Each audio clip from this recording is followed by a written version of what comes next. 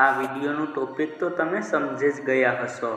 હું એ ટોપિકની વાત કરી રહ્યો છું જેને ભારતમાં બ્લુ ફિલ્મ તરીકે ઓળખાય છે, જેને આપણે ગુજરાતીમાં અશ્લીલ ફિલ્મ પણ કહીએ છીએ। આપણો દેશ પોર્ન ફિલ્મ જોવામાં વિશ્વમાં 3જા નંબર ઉપર આવે છે। તમારામાંથી પણ ઘણા લોકોએ ક્યારેક ને ક્યારેક આવી પોર્ન ફિલ્મ તમારા મોબાઈલમાં જોઈ જ હશે, પરંતુ શું પોર્ન ફિલ્મ જોવી આપણા શરીર અને મગજ માટે સારી છે?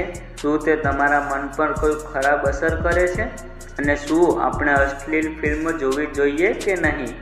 નંબર 1, બ્લુ ફિલ્મ દેખનાર વ્યક્તિનું મગજ એકદમ ડ્રગ્સના નશેડી જેમ કામ કરે છે। એમને ખબર હોય છે કે હવે આવા વિડીયો નથી જોવા, તેમ છતાં તે લોકો કંટ્રોલ કરી શકતા નથી અને કલાકો સુધી આ વિડીયો જોવાની મજા માણતા રહે છે। નંબર 2, એક રિસર્ચ મુજબ મોટા ભાગે બ્લુ ફિલ્મ જોવાવાળા વ્યક્તિઓ એવા વિડીયો જોવા પસંદ કરે છે જેમાં મહિલાઓ સાથે જબરદસ્તી અને ખૂબ ગંદી અને ખતરનાક રીતે સંબંધ બનાવવામાં આવતા હોય। આ પ્રકારના વિડીયો જોવાથી આપણા મન પર ખૂબ જ ખરાબ અસર પડે છે। સમાજમાં મહિલાઓ ઉપર થનાર અત્યાચારને તમે આની સાથે જોડી શકો છો।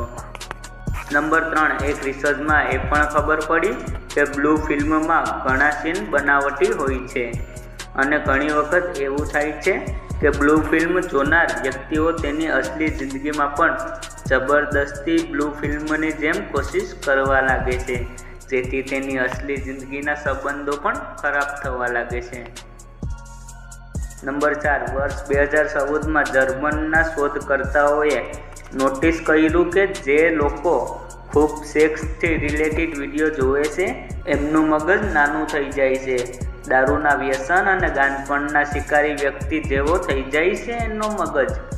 નંબર 5, ખૂબ સેક્સ વિડીયો જોનારને વિડીયોમાં દેખાડવામાં આવતી વ્યક્તિ વધુ પસંદ આવવા માંડે છે, જેના કારણે તેની અસલી જિંદગીની મહિલા સાથેનો પ્રેમ ઓછો થઈ શકે છે અને એમના સંબંધો પણ બગડવા લાગે છે। મારું શું કહેવું છે? શું આપણા દેશમાં અશ્લીલ ફિલ્મો ઉપર પ્રતિબંધ લાગવું જોઈએ? તમારો વિચાર કોમેન્ટના માધ્યમથી જરૂર કહેજો અને આવા જ રોચક જોવા માટે હમણાં જ સબસ્ક્રાઈબ કરો અનનોન ફેક્ટ ગુજરાતીને। ધન્યવાદ।